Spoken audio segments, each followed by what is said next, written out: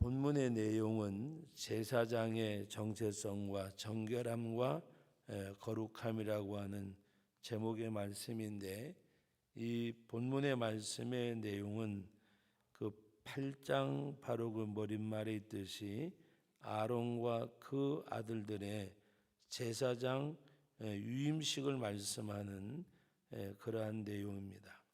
오늘 1절 말씀에 보면 여호와께서 모세에게 말씀하여 이르시되, 그래서 그 2절 말씀부터 말씀의 내용은 바로 이 제사장 위임식을 준비하는 그런 내용입니다.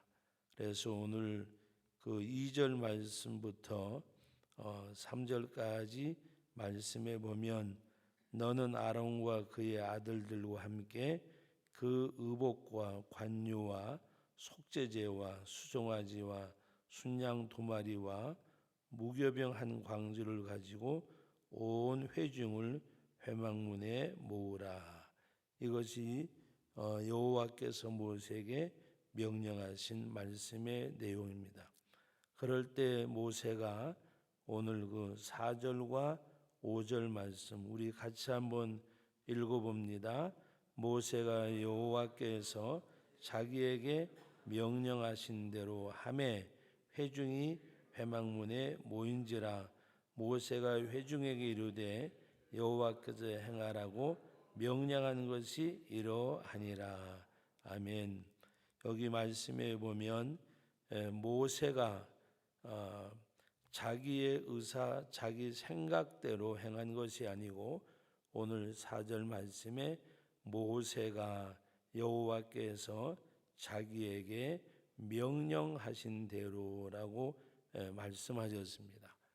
제가 그 전국 청장년 면례회 수련회 때 개회 예배 설교를 하던 그 송태근 목사님 설교 내용을 제가 설교 시간에 소개한 적이 있습니다. 하나님 앞에 충성과 순종이 뭐냐, 이해가 되지 않고 설득이 되지 않아도 비바람이 몰아치는 곳에 서 있으라고 하면 그대로 서 있는 것이 충성과 순종이라는 그 설교한 것을 소개해 드렸습니다. 여러분, 오늘 우리가 신앙생활을 잘하느냐 못하느냐, 어떤 기준이 어디에 있느냐, 여러분 하나님께서 보시는 것은 딱 한 가지입니다. 오늘 여기 말씀에 있는 대로 모세가 여호와께서 자기에게 명령하신 대로, 말씀하신 대로, 여러분 오늘 우리들의 신앙의 기준이 뭐냐? 하나님의 말씀에 순종하는 것. 내게 유익과 이익, 어떤 나에게 동의와 어떤 그런 것이 아니라 하나님의 말씀은 선포되어지고 하나님의 말씀은 명령의 명령. 내가 하고 싶으면 하고 하기 싫으면 안 하고 하는 어떤 그런 취사 선택이 아니에요. 그런데 오늘 우리들이 신앙생활을 하면서 늘 언제든지 취사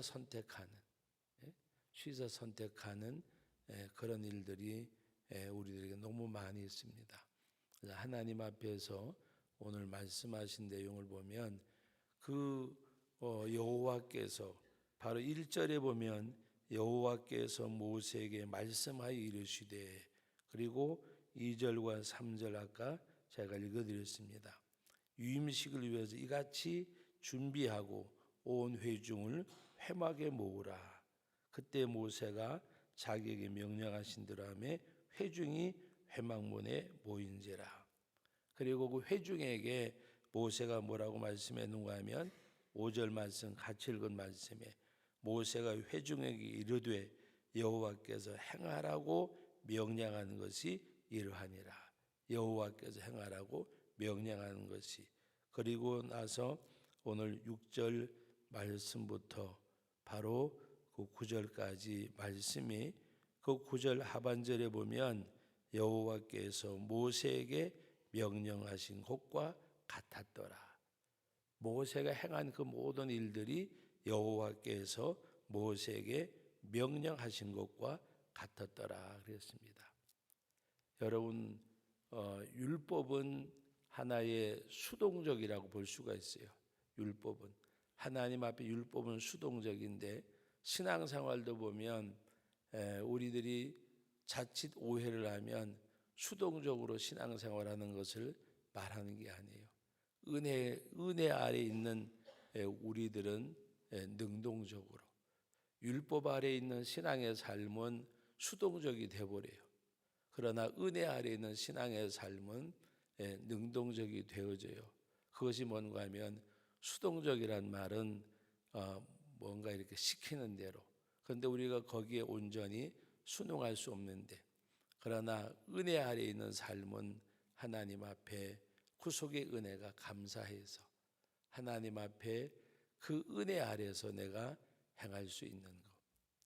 요새 우리 예배 전 찬양 드리는 가운데 마지막 그 찬양, 은혜가 아니면 살아갈 수 없는데, 은혜가 아니면 내 호흡까지도 은혜가 아니면 살아갈 수 없는데, 여러분, 우리는 그리스도의 십자가의 구속의 의, 예수님께서 의롭다고 하신 주의 의로 옷 입은 사람들이요. 여기 아론과 그 아들들을 하나님이 제사장으로 세우면서, 이스라엘 백성은 제사장의 나라인데 하나님이 레위지파를 택하셨고, 레위지파 가운데 아론의 자손을 택해서 아론과 그 아들들을 제사장으로 세우는 제사장의 나라. 이 제사장의 나라라고 하는 것은 하나님의 통치를 받는 것을 의미하는 거예요.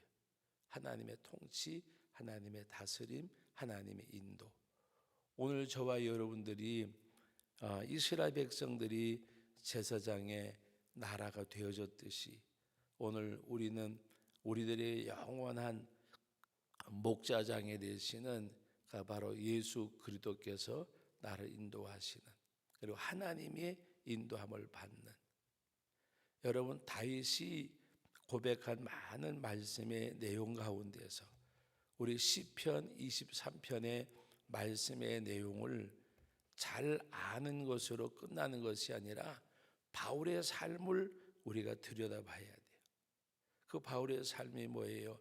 여호와는 나의 목자시니, 그것은 나는 그의 기르시는 백성이고 그 손의 양이라는 말씀처럼 여호와가 나의 목자라고 하는 고백은 무엇을 말씀해요? 내가 내 길을 가는 것이 아니라 나는 하나님을 따르는 사람, 나는 주님을 따르는 사람.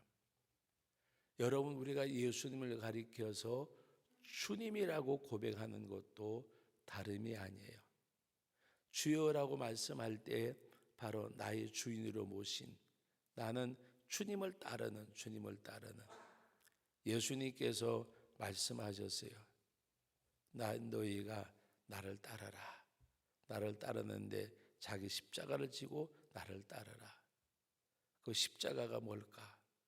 우리는 내 주변에 있는 환경을 자기 십자가라고 잘못 오해를 해요. 가정이나 여러 가지 환난이나 시험이나, 여러분, 십자가를 지고 나를 따르란 말은 내가 갖고 있는 여러 짐을 지고 따르란 말이 아니에요.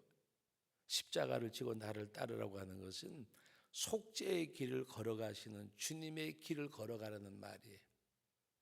우리는 가끔 가다가 그런 말 하잖아요.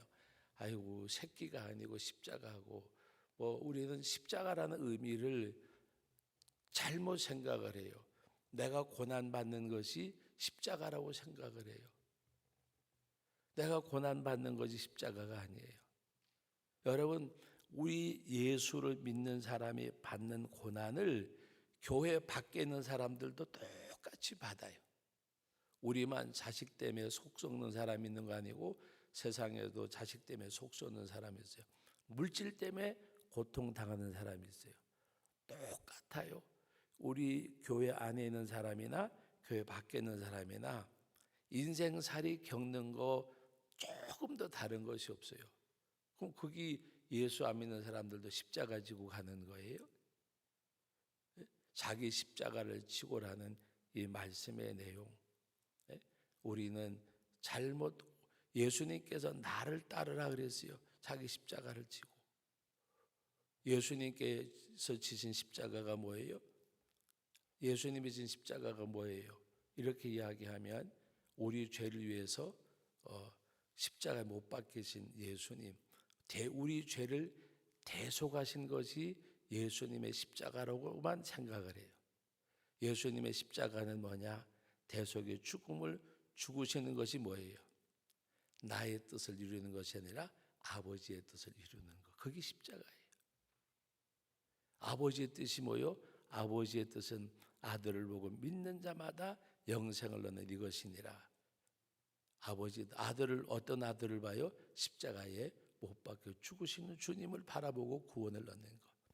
예수님의 십자가는 십자가의 죽으심 그 자체가 십자가가 아니라 예수님의 십자가는 나의 원대로 마옵시고 아버지의 원대로 하옵소서. 그게 주님의 십자가예요.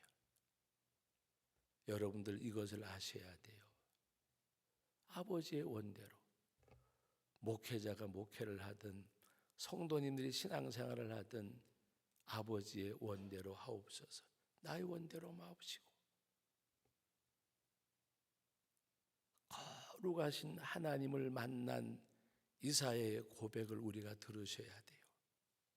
이사야의 고백이 뭐예요? 아버지여 내가 여기 있나이다가 이사야의 고백이에요. 십자가를 우리가 바로 알아야 돼요. 예수님의 십자가가 뭐냐 물으면 겟세마네 동산에서 못 박혀 돌아가신 것, 그것은 아버지의 뜻을 이루는 일에 한 가지에 불과한 거예요. 이 땅에 오신 것, 고난 받으신 것, 십자가에 죽으신 것, 부활하신 것, 이게 다 뭐예요? 아버지의 원대로 되기를 원합니다. 내가 이 땅에 온 것은 나의 뜻을 이루려 함이 아니라 나를 보내신 아버지의 뜻, 그것이 주님의 십자가예요. 오늘 저와 여러분들의 십자가도 마찬가지예요. 뭐가 십자가냐? 아버지의 뜻을 이루는 것이 십자가예요. 그런데 후속의 은혜를 받았음에도 불구하고 우리는 십자가가 없는 예수를 믿어요.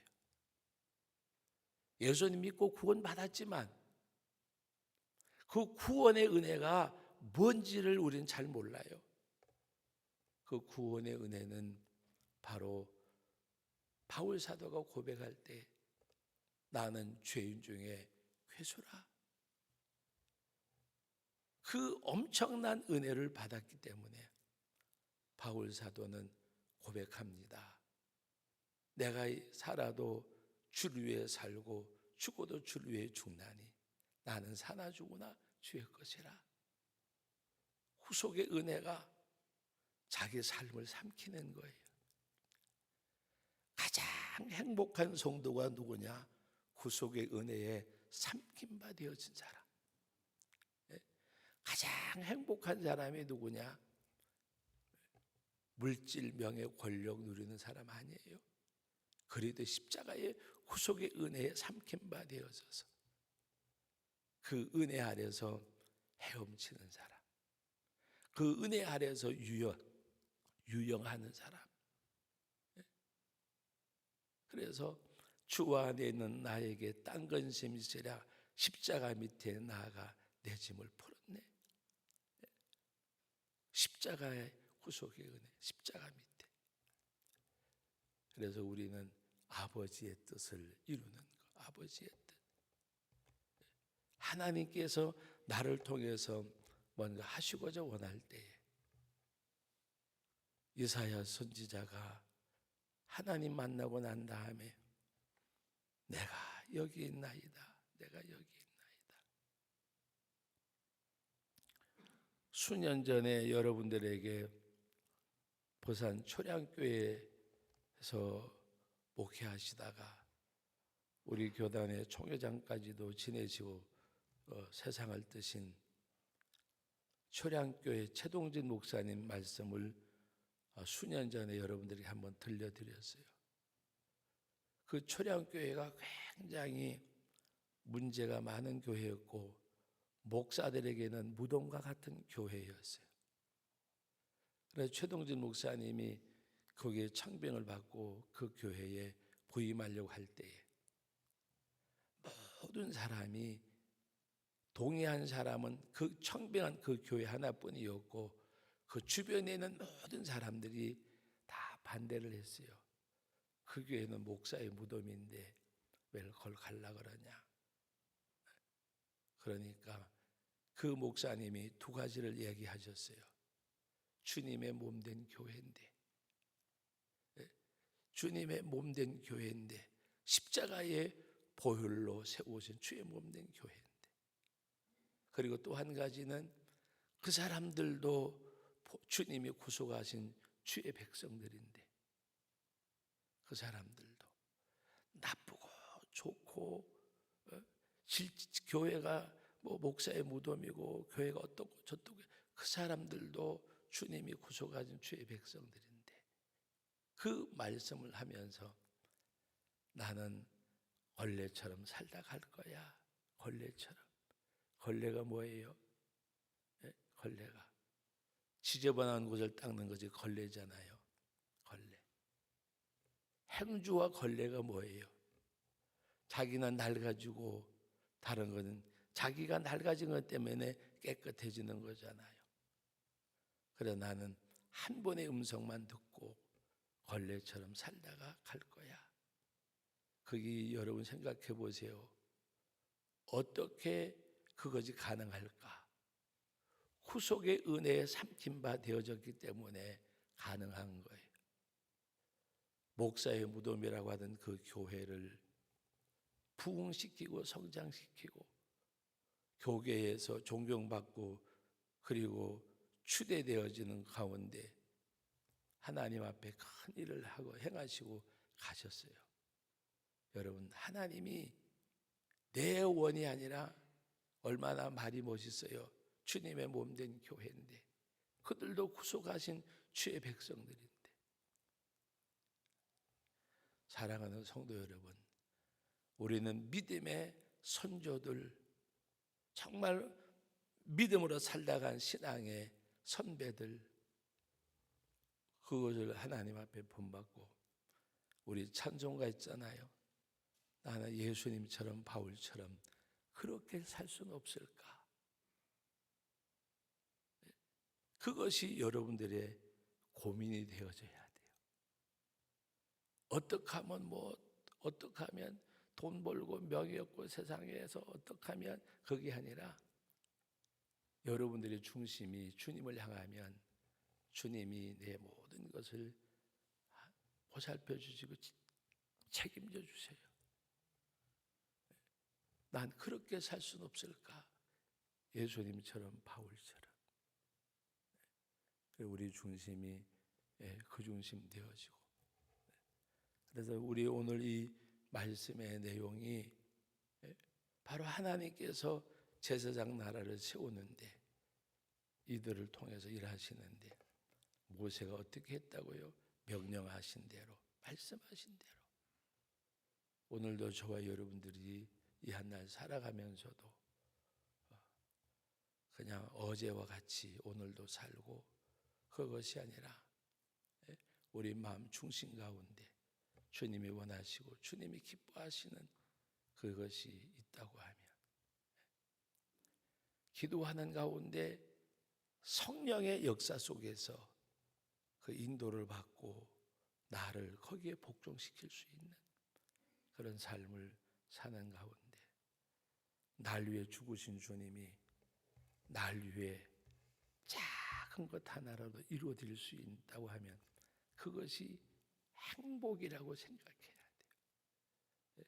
날 위해 죽으신 주님 앞에 내가 작은 것이라도 주님 앞에 뭔가 이렇게 드려지는 삶이 있다고 하면 그것이 나에게 행복임을 알고 주 앞에 하나님의 나라, 주의 몸된 교회, 주님의 복음을 위해서 작은 것이라도 드려지고 쓰임받을 수 있는 저와 여러분들이 될 수 있기를 예수님의 이름으로 축복합니다. 거룩하신 아버지 하나님, 은혜와 사랑을 감사드립니다. 아버지 하나님, 늘 언제나 한없이 부족하고 연약하고 죄됨과 아버지 하나님 앞에 허물됨을 깨닫는 가운데서 말씀 앞에, 주님 앞에 저희들 씻김받고 세움받는 하나님의 사람들이 되기를 원합니다. 우리가 아버지 하나님 앞에 찬양을 부릅니다. 하늘을 두루마리 삼고 바다를 먹물 삼아도 다 기록할 수 없는 하나님의 사랑이라고 입술로는 우리가 고백하지만 삶 가운데, 생활 가운데 삶으로 고백되어지지 않음을 하나님 앞에 고백하고 회개하는 심령을 허락해 주옵소서. 가슴을 찢고 가슴을 치고 나는 예수님처럼 바울처럼 그렇게 살 수는 없을까? 내 모습을 하나님 앞에 바로 발견하는 내 작은 의가, 내 작은 자아가 주님을 보지 못하고 주의 은혜를 가리우는 저희들 되지 않게 해 주옵소서. 지극히 작은 자보다 더 작은 나, 바울의 고백처럼 우주 만물 가운데 충만하신 하나님, 헤아릴 수 없는 구속의 은혜 속에서 살아가는 우리들의 삶이 되게 하여 주옵소서. 아버지 하나님 앞에 이 시간 기도합니다. 질병 가운데 고통당하는 우리 성도들, 주님의 십자가의 구속의 은혜가 그 심령 속에 넘쳐나는 가운데 그 심령들이 능히 질병을 이겨낼 수 있는 권능을 주옵소서. 아픔의 고통 가운데서도 주님의 구속의 은혜를 헤아릴 수 있는 능력을 주옵소서. 하나님의 권능으로 붙들어 주옵소서. 주의 치유의 능력으로 함께 하옵소서. 이하여 기도하는 가족들, 성도들 기억하시고 주님이 은혜 위에 은혜, 공일과 자비, 주의 사랑과 능력의 손길로 함께 하옵소서. 예수님의 이름으로 기도하옵나이다.